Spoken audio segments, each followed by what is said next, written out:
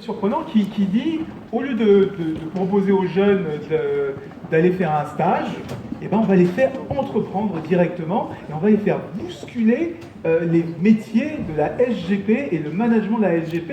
Et ça, c'est assez nouveau, c'est assez régulier. Expliquez-nous le concept.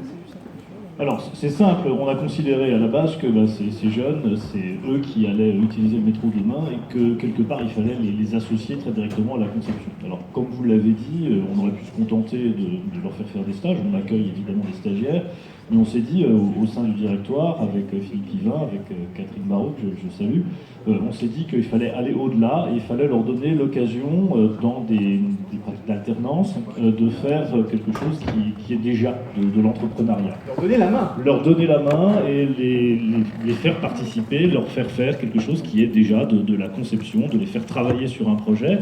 Alors évidemment, il ne s'agit pas de les lâcher dans la nature, donc on a fait appel aux différents métiers de la Société du Grand Paris. Ces métiers vont être tuteurs de ces alternants qui vont faire leur expérience pendant une année scolaire au sein de la fabrique du métro qu'a présenté Coraline tout à l'heure.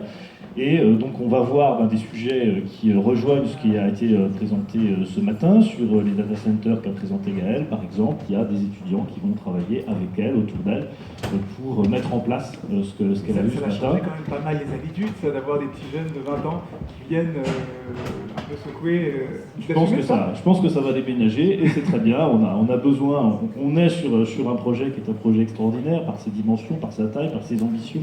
Le faire différemment, le faire en faisant appel à une très grande diversité de talents, y compris des très jeunes talents, ça nous paraît complètement essentiel pour assurer sa réussite et sa très bonne intégration. Donc, ça a commencé.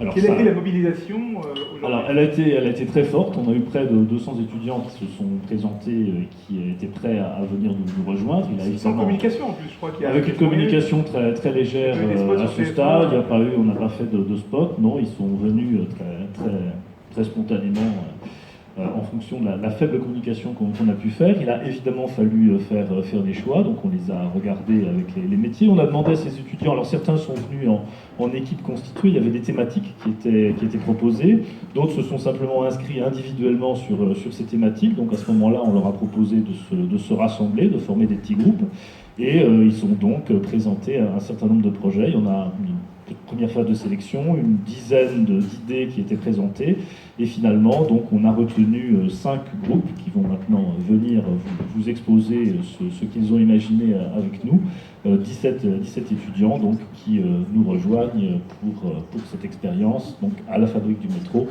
dans les conditions que j'ai expliquées. Et puis comme on ne va pas s'arrêter là, on va relancer un nouvel appel au mois d'octobre, une deuxième salve pour continuer dans cette logique.